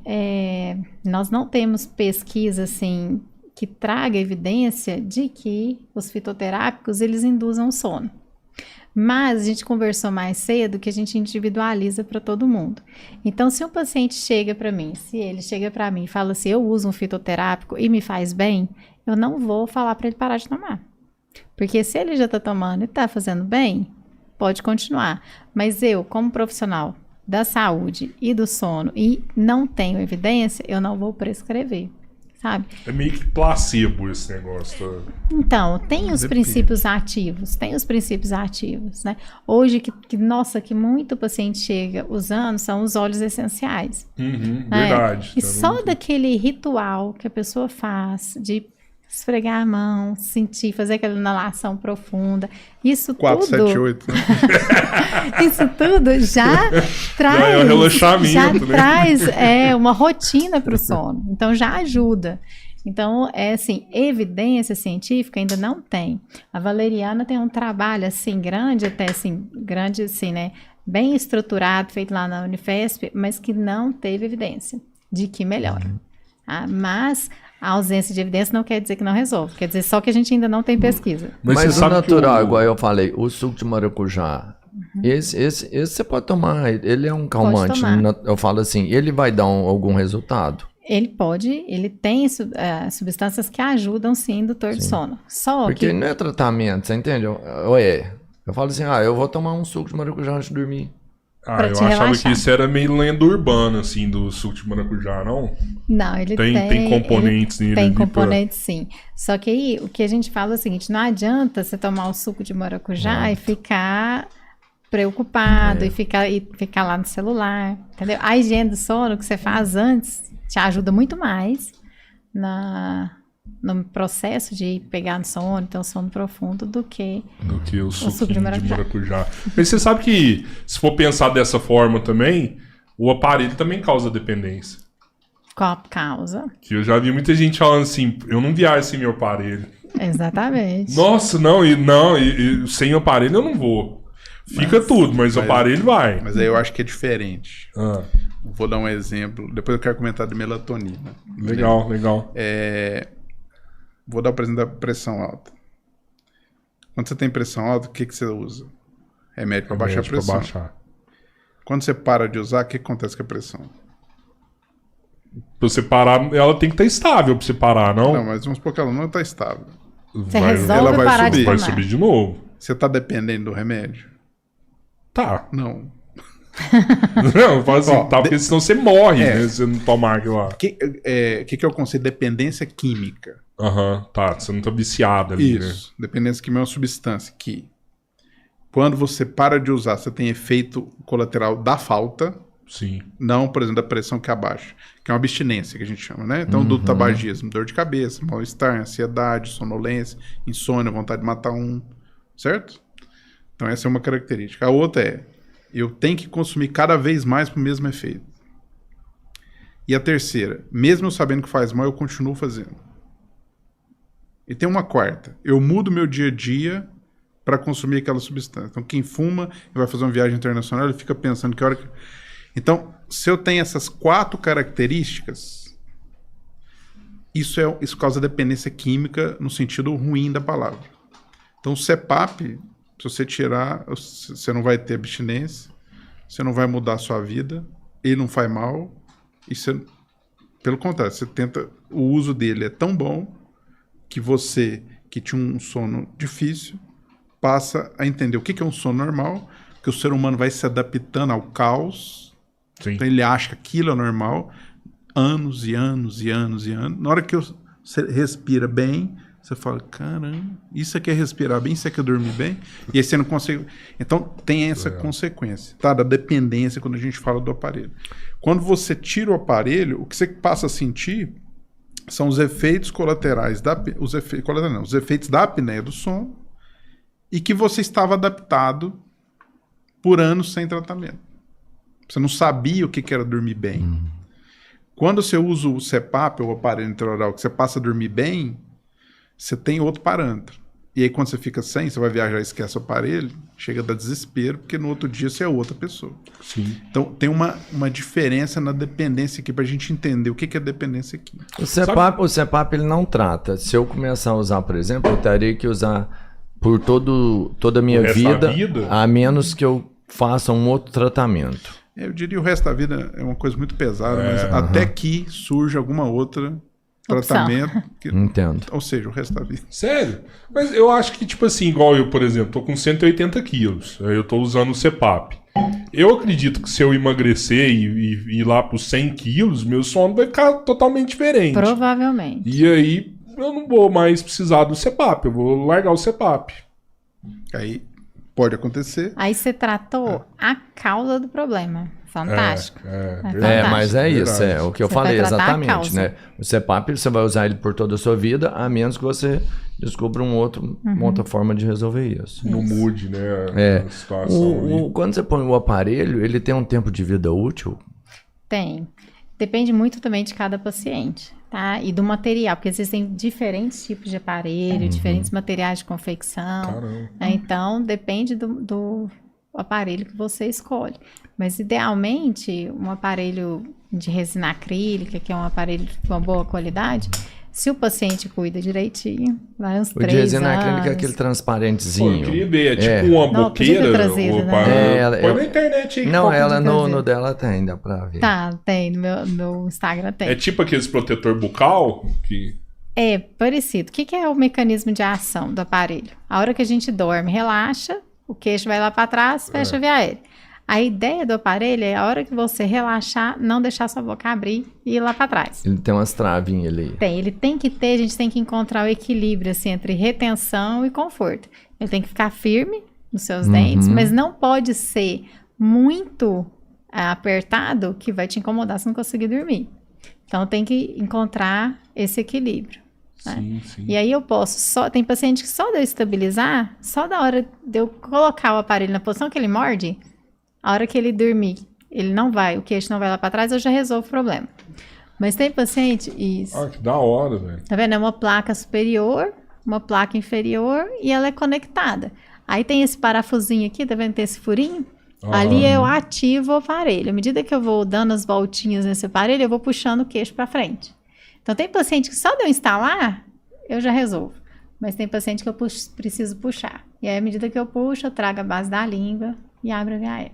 E aí tem que puxar cada vez mais, volta daqui uma semana, vamos puxar mais um pouquinho. No início, a gente faz uma titulação, que a gente fala, nós vamos sentindo se o paciente vai percebendo a qualidade de sono, a esposa vai falando se parou de roncar ou não, então eu vou buscando aquela principal queixa que trouxe ele, a hora que ele falar assim, melhorei, aí a gente para de avançar. Mas tem um limite, né? Tem um limite da sua estrutura. Então, cada paciente de um jeito. Da estrutura da articulação, da mobilidade, da estrutura muscular. Pô, é meio que um tratamento conjugal, né? Tipo, é essencial. Né? O parceiro tá junto, né? Nas consultas de sono é muito bom quando existe a possibilidade do parceiro ir junto. Esse tipo de aparelho não resolve aquele problema de prognata que fala? De quando você tem o queixo... Não, aí... Não muda nada, né? Ele não vai ter eficácia. Se eu pensar assim, você fala assim de tratar, de corrigir de problema estimular, esquelético. por exemplo. Então, se eu usa coloco... contínuo, né? Se eu coloco um aparelho com esse mecanismo numa criança que está em fase de crescimento, aí eu estimulo e direciono o crescimento dessa forma. É um tipo de tratamento ortopédico, que na ortopedia funcional se faz. Né? Entendi. No adulto, nós não temos esse potencial de estimular crescimento. Então, não vai crescer. Só que é apoiado sobre dentes. E os dentes, eles precisam ter uma estrutura boa. Então, eu preciso fazer uma avaliação clínica muito bem feita para não criar um problema tentando resolver outro. Tá? Então, eu preciso estudar mesmo o paciente, ver o quanto de osso que ele tem, a inclinação dentária, a forma, a anatomia da via aérea, fazer uma avaliação detalhada da musculatura e da articulação, porque se eu estou puxando o queixo para frente, eu estou tirando uma musculatura que está sedentária, estou começando a trabalhar ela, certo? Verdade. É a mesma coisa de você começar a fazer uma atividade física. Então, você está sedentário, começa a fazer uma atividade física, no início você pode ter um personal top, numa academia top, que você pode ter desconforto. Então, no início do tratamento, eu preciso entender e conhecer meu paciente para saber o tanto que eu posso puxar para equilibrar. É o que o Túlio falou, né? O risco é maior do que o benefício, então a gente precisa entender cada paciente. Nesse caso, a gente está falando do músculo mais forte do corpo humano. Por que o músculo mais forte? É o músculo do maxilar, é o músculo mais forte. Masseter? Eu não sei se ele é o mais forte do corpo humano. Será que é? Não sei. Vozes da minha cabeça, isso. O Robertinho é cheio dessas fontes. Mas você trabalha ele, né? Com quando certeza. você tem, por exemplo, hoje eles usam aquelas placas no dente, pro dente ficar mais bonito, todo preenchido e tal. Faceta. Aquilo lá você rói boa parte do dente, em algumas situações. O cara tem que te contar, porque às vezes, como vai ter uma tração forte ali, o dente tá... Pra gente olhando esteticamente, ele tá bem. O que? Se tem faceta? Porque você olha ali, os dentão tá bonitos. Ai, não sei. Não, aí, por exemplo, a faceta em si, pro dentista, ela é visível. Mas tem algumas condições que não são. Por exemplo, um implante, uma perda óssea, um problema na articulação que é muito assintomático. Então, eu preciso investigar. A faceta em si faz todo sentido. Se tem que ter retenção, o aparelho vai prender ali. Então, eu tenho um material específico para esse paciente que tem muita porcelana na boca. Que a durabilidade dele, que é o que você me perguntou, quanto dura? Né? É um material que ele é mais flexível, então ele é mais confortável, eu não gero tanta pressão, tanto atrito sobre os dentes, mas a durabilidade dele é menor. Então, cada paciente é de um jeito. Às vezes compensa você começar com esse mais flexível. Se você tem uma boa grande, você fala assim, não, eu vou começar nesse mais molinho aqui, eu vou pagar um pouquinho mais para mais conforto. Sim, mas é que nem... ele não está indicado para todo paciente. Por exemplo, você tem um paciente que tem um pouco de perda óssea, problema periodontal, a força sobre essas estruturas vai ser maior desse tipo de aparelho. Entendeu? Então, a gente precisa realmente estudar. E o que tem acontecido muito, né? A odontologia do sono, ela tem crescido muito. Tem crescido muito, assim, absurdamente. Então, uma das coisas que... a primeira coisa que some é a principal queixa. Quando a gente coloca o aparelho intraoral, é o paciente parar de roncar. Primeira coisa que acontece. O paciente para de roncar, aí a esposa para de reclamar, muitas vezes o paciente some e continua usando o aparelho. Aí são duas coisas que é importante a gente entender. Primeiro, que com o aparelho intraoral, o paciente pode parar de roncar e continuar tendo apneia. Então, a consequência da doença persiste. Então, eu tiro o principal sinal clínico de uma doença extremamente grave. Então, eu preciso avaliar esse meu paciente e saber se ele realmente resolveu o problema. E outra coisa, como eu falei para vocês, eu preciso fazer uma avaliação para saber o custo-benefício. E entender que eu estou colocando um aparelho sobre estruturas que têm limiar, né? Então, se eu coloco um aparelho inadequado, eu posso sim causar perda óssea. Eu posso sim causar... Eu já chegou paciente para mim que fez tratamento de canal em 4 incisivo inferior por causa do aparelho desse. Caramba! Tem paciente que tem problema de alteração muscular, alteração articular. Atrofia. Movimentação dos dentes. Se não fizer de forma adequada, o risco de ter uma consequência é grande. De novo, procurar profissionais que são bem capacitados. O cara vê um aparelho, não, isso é tranquilo, até eu sei fazer. E começa a botar aparelho em todo mundo, primeiro que não vai resolver direito. Depois que ele vai fazer a mesma coisa para todo mundo. E depois que ele não vai saber resolver o problema e ajustar. Então é um tratamento. Precisa de um acompanhamento. É o que o Túlio falou, né? Quando você prescreve um tratamento, você tem que entender que todo tratamento tem efeito colateral. Então eu tenho que entender quais são os possíveis efeitos colaterais. E tem aqueles pacientes que estão mais sujeitos a algum tipo de efeito colateral e outros a outros tipos. Então, à medida que eu entendo e que eu falo assim, olha, Rodrigo, você tem uma possibilidade, a gente vai colocar o aparelho, tem uma chance boa de ter apneia, mas olha, a sua articulação tá assim, pode ser que você comece a ter um desconforto. Então, se eu consigo prever isso e falo para o meu paciente, ele está ciente de que isso pode acontecer. Então, ele vai trabalhar junto comigo nisso. É muito diferente de a gente colocar um aparelho, qualquer outro aparelho, de uma forma aleatória, e o paciente começar a ter dor, aí chega e fala assim, mas o aparelho pode causar isso mesmo. Não fica parece que eu estou tentando justificar uma coisa que eu fiz errada. Então, a gente entender, avaliar o paciente previamente é fundamental. Se existe alguém, assim, falando de alguns problemas que pode ter, se alguém chegar com um problema sério lá, de outro, que começou em outro lugar, você recebe isso? Olha, hoje, eu posso te falar assim que 60% dos casos do meu consultório são retratamento. São retratamento. E aí, são aqueles pacientes... aquele paciente... Olha só, é aquele paciente que eu falei para vocês. Ele tá vendo que o aparelho tá tendo consequências na estrutura crâniofacial dele, e eu trato dor também, então muito também por isso, mas ele não consegue não usar. Ele não consegue ficar sem usar. Então ele vem para falar assim, não, eu preciso colocar um aparelho, mas eu não quero essas consequências. Então aí a gente faz um retratamento. Né? E claro, essa questão de falar assim, não, você vai pegar uma coisa que deu errado, eu vou documentar tudo antes, vou explicar para o paciente e vou falar assim, olha, a probabilidade da gente conseguir é essa. Porque não é um resultado meio, vamos pensar, um resultado mais de fim do ronco, né? Então, você tem que entregar um resultado meio que satisfatório. É diferente de uma cirurgia que você faz ali no cara, é um tratamento mesmo, né? Então, tem que chegar num objetivo razoável. E às vezes ele foi para um lugar que chegou num nível de desgaste, sei lá, de estrago tão exacerbado que não dá para você pegar e falar assim, eu vou te ajudar. Exatamente, tem casos assim. Tem casos assim, que aí... E você tem que abandonar o paciente porque... Não é abandonar, é que ele deixa de ser um paciente para o aparelho intraoral. Você vai abandonar, porque não é seu também, né? Ele vai pro CPAP, às vezes... Vai pra uma cirurgia. O aparelho é apoiado sobre os dentes, então faz todo o sentido que você perguntou. Nossa, será que eu não vou mudar? Né? Faz sentido. Então, assim, tem pacientes que chegam que mudou a mordida mesmo. E aí, quando movimenta dente, a única forma de realinhar é colocar aparelho ortodôntico. Alinhamento, nivelamento, e vai para ortodontia. Com o aparelho ortodôntico, eu não posso usar o meu aparelho. Esse daqui.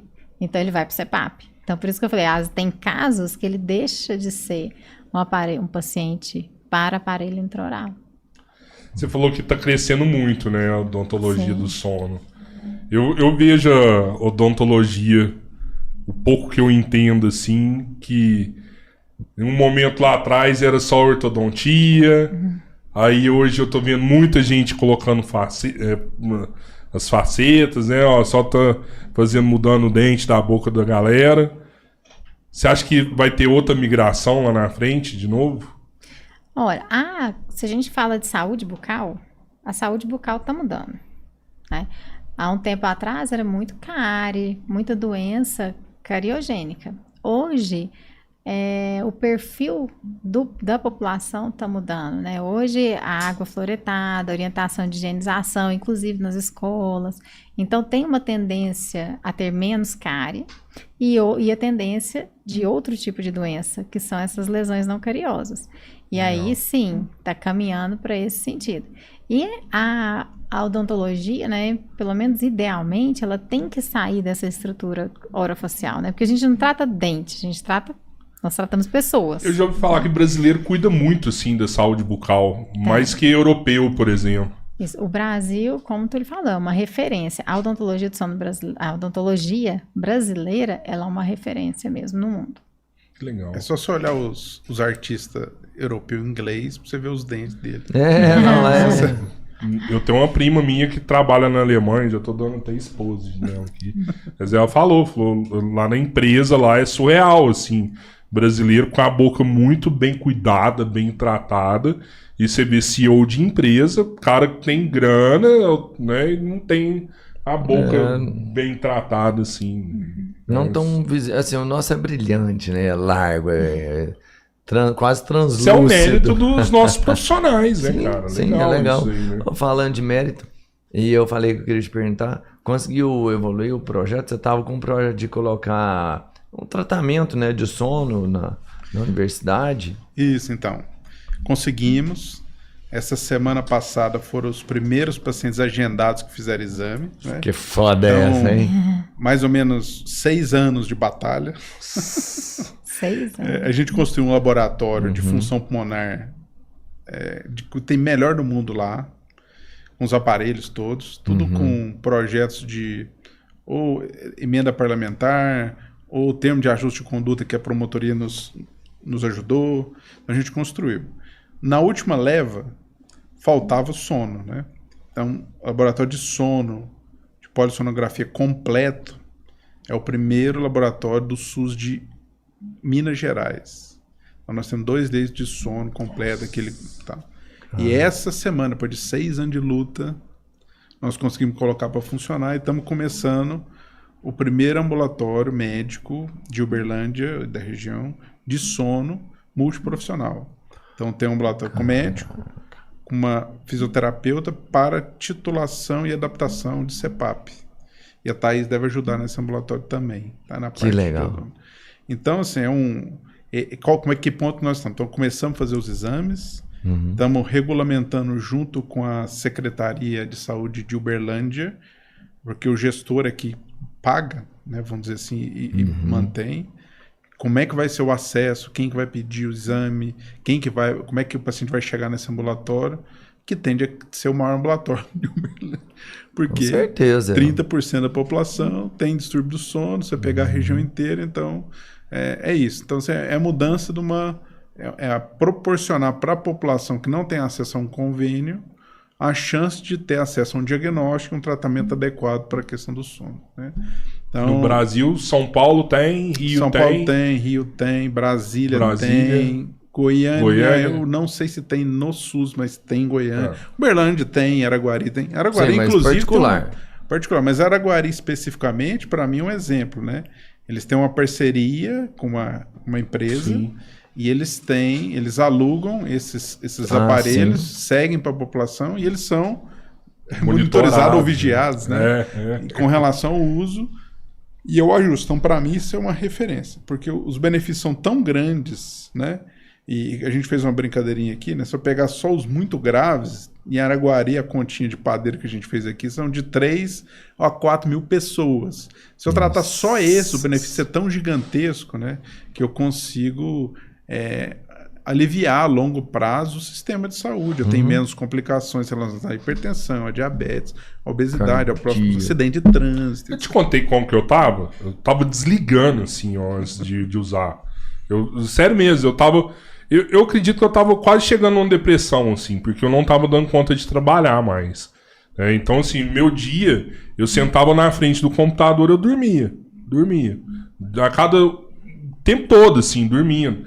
A gente ia viajar pra São Paulo, por exemplo, toda hora, vamos trocar aqui porque eu tô com sono, né? Então, não sei se vocês repararam, as últimas vezes, fui dirigindo a viagem inteira, né? Eu dormia no volante um pouco. Dava só uma cochiladinha. É bom que é rápido. Você apaga e volta. Não é aquele sono profundo. Assim. Assim, eu não fico tão preocupado que quando você tá acordado dormindo, seu volante é o meu. Não, mas eu tava complicado. Mas a gente tava falando outra coisa também. Deixa eu só comer. Era disso. Pra gente fazer exame em 4 mil pessoas, é algo que vai demorar anos, né? E você tá num projeto também da saliva que é maravilhoso, né? Então é isso, a gente tem um projeto eu vou falar de marcadores de doença, para achar marcadores em sangue, em saliva, em urina, dependendo da doença, mas a gente sempre usa a saliva que é mais fácil, não tem dor, todo mundo tem, é fácil coletar, para doenças em geral. Então a gente fez do Covid, a gente tem de asma, DPOC, etc. E um projeto que a gente fez, que inclusive foi a tese da Thaís, de doutorado, foi diagnóstico de apneia do sono. Então, o que a gente faz? A gente coleta... Tem várias plataformas, vários equipamentos que podem fazer exames diferentes. Por exemplo, eu posso fazer um hemograma, eu posso fazer um exame de bioquímica, que é sódio, potássio, ureia, que são 2 aparelhos diferentes.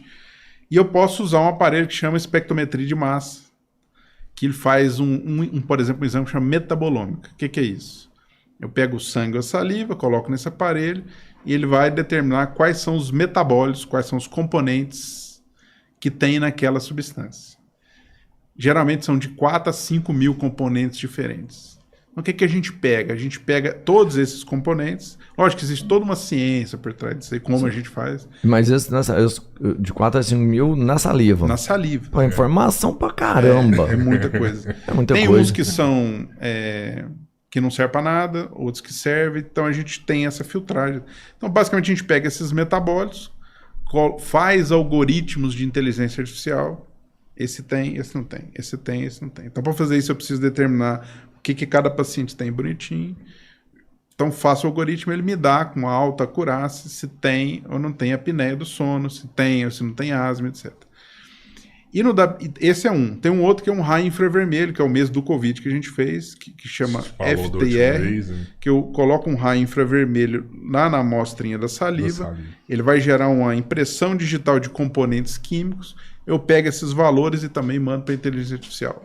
Esse do raio do infravermelho tem uma vantagem que eu não preciso de reagente. É só o raio, né? Só gasta energia. Só gasta energia.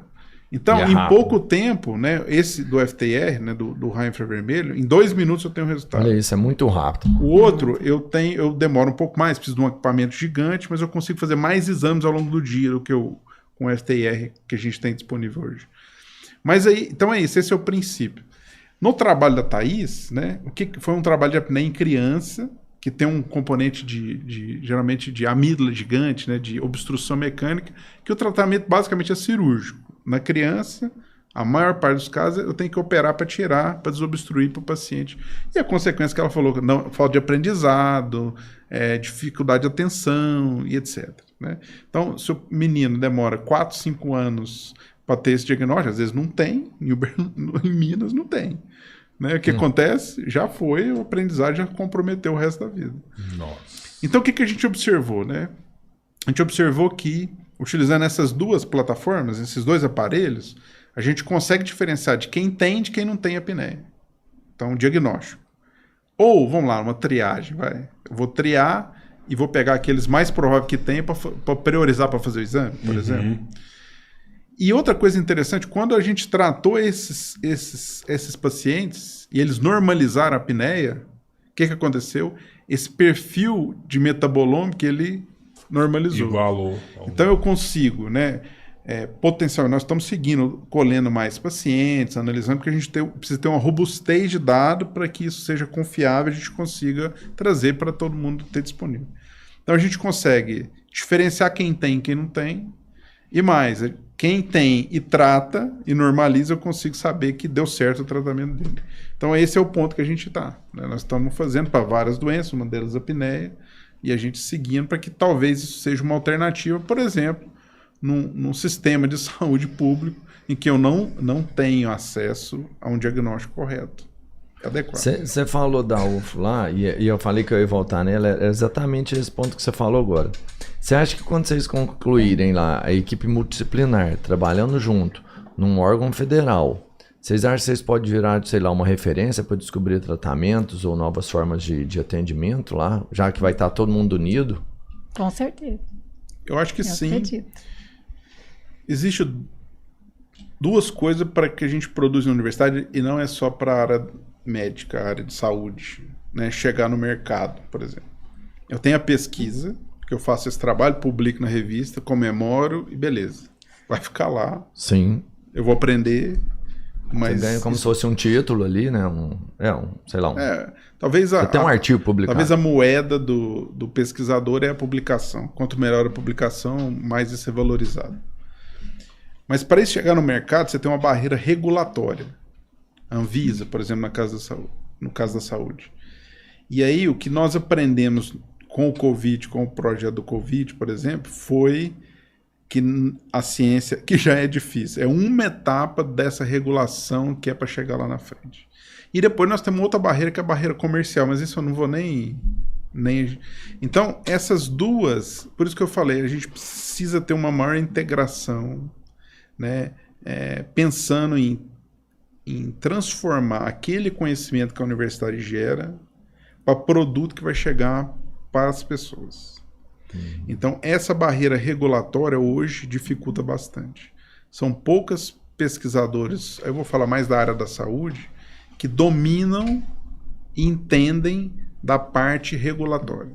Então, a pesquisa acaba morrendo na publicação, são coisas fantásticas que existem no Brasil e no mundo, mas que dificilmente vão chegar para nós, né?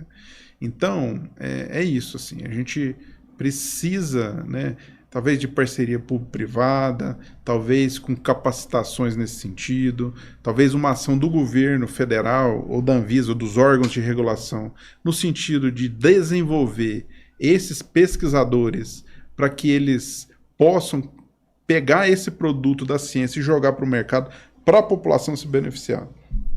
Você imagina hoje num cenário de Araguari, que eu precisaria de 2.000 exames seriam feitos. Eu não tenho nenhum laboratório físico. Eu tenho alguns lugares que fazem com um aparelho mais simples para casa, né? Eu vou demorar quanto tempo para, né? Então, considerando que vai funcionar. Se eu tiver 2 aparelhos, 2.000 dias. Isso são quase 6 anos, né? Então, eu demorei 6 anos depois para ter acesso ao tratamento. Se eu conseguisse fazer um teste, por exemplo, na saliva, que eu consigo triar 4.000 pessoas em uma semana... Entendeu? Então, esse é o impacto, né? Eu diminuo o custo, eu facilito, eu agilizo, eu faço diagnóstico. Resultado, né? Se eu tivesse várias doenças, câncer de pulmão, câncer de mama, câncer de próstata, asma, DPLC, eu consigo, com o mesmo passada da amostra na máquina, seja uma ou outra, mandar para vários algoritmos. E com um exame eu tenho N diagnóstico naquela população. Mas você sabe que saúde é só o tempo, né? No último podcast que a gente fez, a gente abordou um pouco esse assunto e teve um corte que até viralizou falando sobre isso aí. E eu sou o louco dos comentários, eu fico lendo tudo quanto é comentário. E um dos comentários que mais tem ali é falando assim, não aprovou porque é no Brasil, é porque é tecnologia brasileira. Muita gente falando assim, porque a Anvisa chegou, o ministro da Saúde veio, né, olhou toda essa pesquisa, e muita gente falando assim, se fosse a Pfizer já tinha aprovado já, se fosse tal já tinha aprovado, não aprovou porque o Brasil é pioneiro nisso daí, né? A Anvisa é um órgão muito sério. Como é que funciona a Anvisa? Não é a Anvisa que te chancela. É um técnico, que é um de nós aqui, que passou num concurso, que vai avaliar seu processo e falar, cara, isso funciona, eu estou respaldando, e se der algum problema, a responsabilidade é minha. E aí você chega lá com um diagnóstico novo, né? O primeiro mundial com FTE, com raio infravermelho, para diagnóstico médico. E o primeiro no Brasil utilizando inteligência artificial. A Anvisa nem sabia direito aonde a gente ia entrar, se era dispositivo médico, se era novo teste. A gente fez para novo teste, eu falei, não, isso é dispositivo médico. A gente fez, aí a documentação é completamente diferente, que é regulação, tem regulação de onde é feito, tem um tanto de coisa. Aí a gente fez para dispositivo médico, aí chegou lá, eles chamaram o cara do novo diagnóstico, os dois.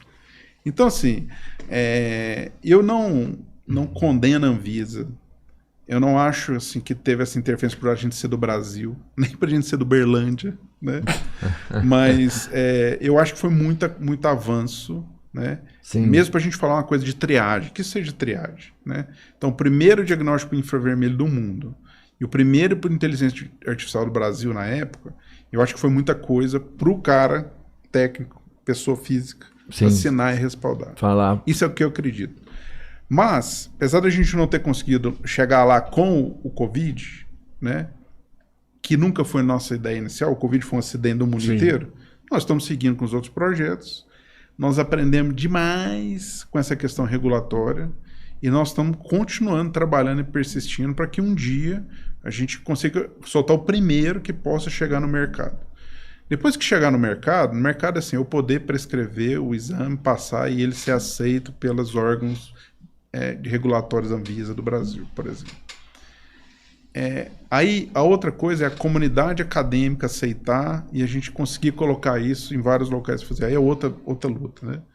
Mas nós nunca vamos parar de fazer isso, até que a gente consiga o sucesso. O problema é meio que virar um Santos Dumont nisso aí, entendeu? Tipo, o projeto tá aí. Eu tenho certeza que já tem gente lá de fora que tá vendo o que vocês estão fazendo. Eu tenho certeza que tem pesquisadores, cientistas que estão vendo isso daí. Só que a gente não consegue aprovar aqui, por conta de todos esses critérios que você falou. Aí lá na Europa o cara tá em contato com vocês o tempo todo, ele tá vendo o que tá acontecendo, coloca lá, aprova lá e fala que é o pai da criança depois, né? Se isso acontecer, eu vou ficar feliz. Não, claro. Porque é um passo, né, que eles foram mais competentes que nós, no sentido assim, de conseguir passar por todas essas barreiras e colocar o primeiro. Ali. Mas lá tem menos barreira do que aqui.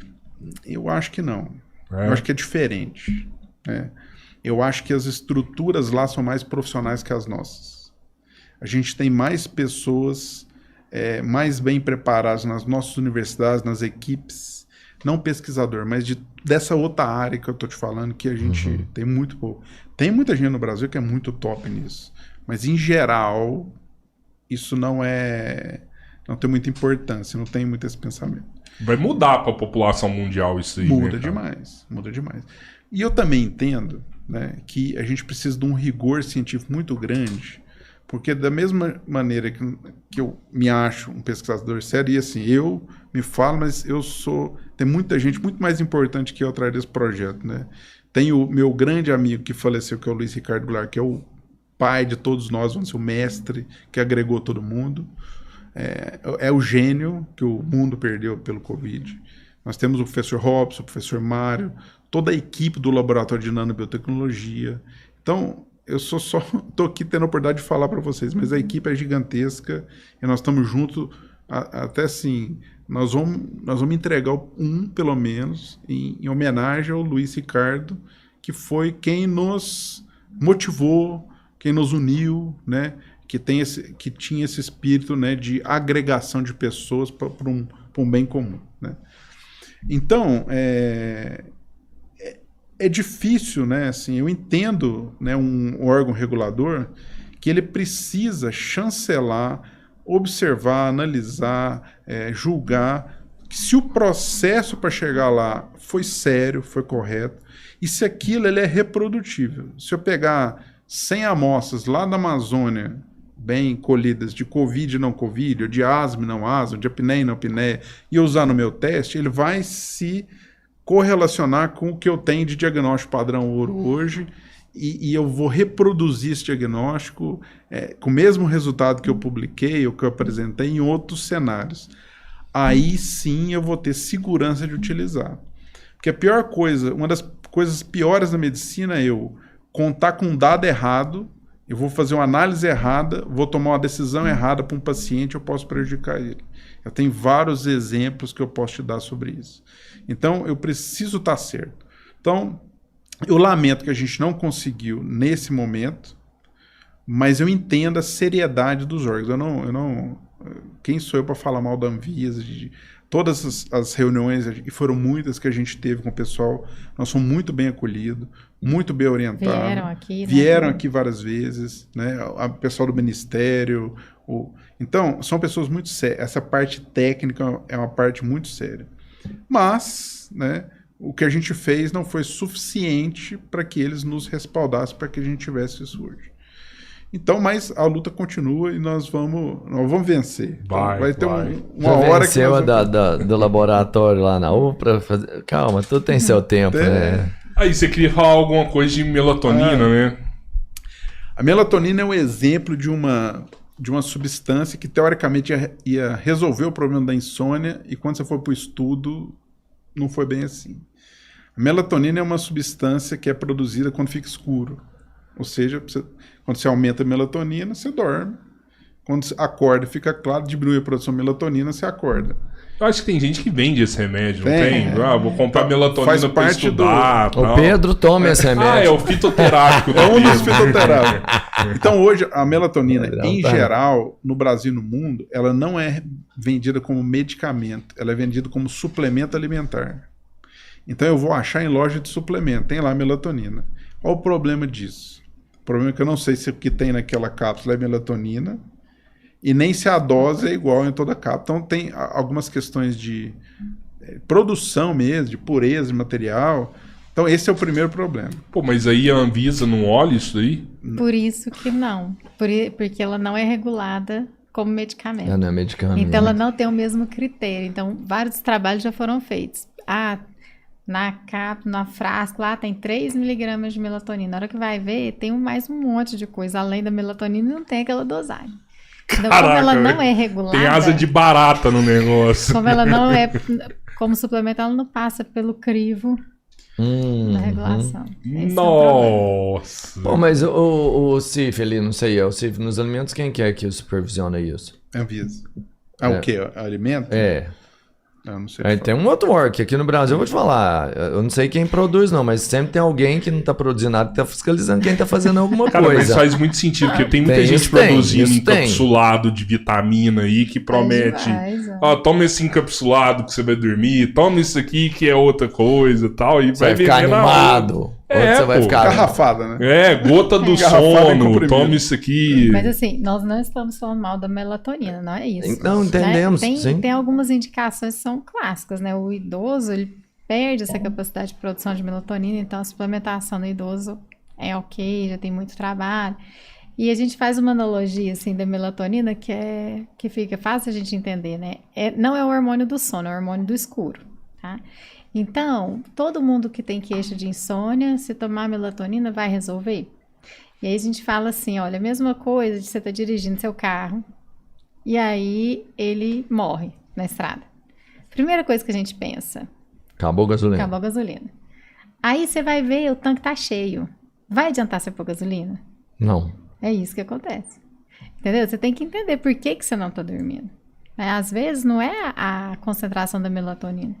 Agora falar assim pra mim, tem jeito de dosar a melatonina? É difícil. Tem jeito, a gente dosa em pesquisa, mas clinicamente ainda é complicado. O idoso, ele perde essa capacidade, então, de gerar isso aí, por isso que ele dorme durante o dia, várias vezes. Assim, a gente tem, cada faixa etária tem um número de horas e tem um padrão de sono. Né? Então, o recém-nascido, ele dorme de 3 em 3 horas, acorda para mamar, né? Então ele tem uma tendência, ele dorme até 18, 19 horas. Aí eu vou diminuindo a quantidade de horas ao longo da vida. Então eu tenho ali a criança pré-escolar, que ela tem 2 cochilos, um cochilo de manhã, um cochilo à tarde. Depois ela adquire um padrão monofásico de sono, que é só dormir à noite, um período só de sono. Aí vem o adolescente, que tem o que a gente chama de atraso de fase.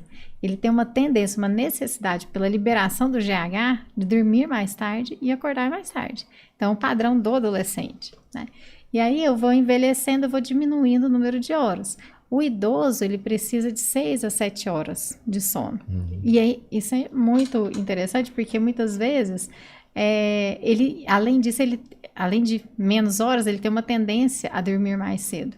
Então, vamos supor, se ele dorme 9 horas da noite. 9, 10, 11, 12, 1, 2, 3, acordei. Eu dormi o tempo que eu precisava. Só que eu acordei 3 horas da manhã, minha casa inteira tá dormindo. Então, eu tenho uma queixa muito social. Aí eu vou no psiquiatra, ele passa indutor de sono. Remédio pra dormir. Aí ele acorda, tonto, sonolento, cai, quebra o fêmur. É mais ou menos assim a nossa rotina que a gente fez. Então precisa investigar o sono. Né? E o idoso, ele adquire mesmo esse sono, ele volta a ter esse sono polifásico. De ter um sono durante um período do sono noturno um pouco maior, mas uma necessidade de um cochilo um pouco mais estendido logo após o almoço também, durante o dia. Então, uma alteração. Eu tô nessa já. De dormir muito à noite e acordar de... Você já tá pra dormir 6 horas já. Aí, eu vi uma parada também, isso é legal falar, que o sono, por mais tipo assim, eu preciso de 7 horas, mas tem que ser 7 horas na noite. Não adianta, igual pessoa que trabalha à noite, que dorme o dia... O sono não é a mesma coisa. Por mais que ela... eu comecei a dormir 7 horas da manhã e dormi até 3 horas da tarde, né? Deu tempo, mas não é a mesma coisa. Não né? é. Nós somos seres, né? Os seres humanos são seres diurnos. Então, o nosso organismo é feito para trabalhar durante o dia. Então, é totalmente diferente o sono que você tem durante a noite do sono que você tem durante o dia. Quer ver uma outra coisa que é super interessante? É a crononutrição, que é uma linha de pesquisa também. O horário que você se alimenta. Você se alimentar nas 8 horas durante o dia, a absorção, o rendimento é totalmente diferente do que você se alimentar no período da noite. É totalmente diferente, porque o metabolismo é diferente. Então, a gente tem os trabalhadores em turnos. Até pouco tempo, a gente acreditava que eles sincronizavam. O que é isso? É o seu organismo se adaptar e executar todas as funções normal. Uhum. Mas hoje a gente sabe que isso não acontece, porque a regulação interna, que a gente chama de relógio biológico central, ele é diferente. Ele determina isso de uma forma diferente. Então, o organismo ele é impactado. Então, mesmo se ele dormir todos os dias durante o dia e trabalhar toda noite, o metabolismo dele já é diferente. Mas o que acontece, na realidade, uma vez eu e o Túlio fomos até para uma mineradora lá no meio do Pará, lá, para dar um treinamento para a equipe de saúde, isso não acontece. Porque quando chega nessas grandes empresas, o horário de trabalho deles é alternado. 24 horas, né? Só que assim, não é que quando ele trabalha à noite, a hora de trabalho dele vale mais. Então, muitos querem trabalhar no período da noite. Sim. Então, eles não ficam assim, não tem aquele grupo que trabalha só à noite, ou o grupo que trabalha só no período da tarde. Não, eles vão rodando. Escala. Então, eles ficam uma semana no turno da meia-noite às 8, outra semana das 8 às 3, outra semana das 3 às 8, e eles vão rodando. Então, não sincronizam, não adaptam. Pra catar ser maior, né? Com a vida dele. Na hora que você tá acostumando, você roda. Você roda. E você imagina se o motorista lá daquelas máquinas gigantes tiver a apneia do sono. Você num caminhão, ar-condicionado, sem som, só você, num retão, andando a 60 km por hora. O que acontece? Vai dormir, velho. É isso mesmo. Catástrofe. Pô, mano, é isso, hein? Obrigado pela aula, viu? Obrigado. Valeu demais. Assim, super, assim, instrutivo mesmo. E, assim, acho que todo mundo que viu isso aqui vai entender muito mais da importância do sono, como buscar os recursos, os melhores recursos, porque às vezes o que você tem de recurso não é o melhor, e o melhor talvez não vai resolver. E obrigado mesmo, foi muito, muito bom. Deixa eu só mandar mais uma aqui. Quando a gente tá no sono REM, que o cérebro tá com alta atividade ali, você falou, né? Tem algum estudo sobre essa atividade do cérebro? Tem muito estudo. É a atividade normalmente que você consolida o aprendizado do dia. Então aquilo que você estudou, aquilo que você viveu, a memória, essa é uma fase extremamente importante, né? O cérebro tá trabalhando para armazenar aquilo ali tudo ali. É isso. E assim, como que eu sei em que estágio do sono que eu tô? No exame de polissonografia, tem os eletrodos que captam as ondas cerebrais.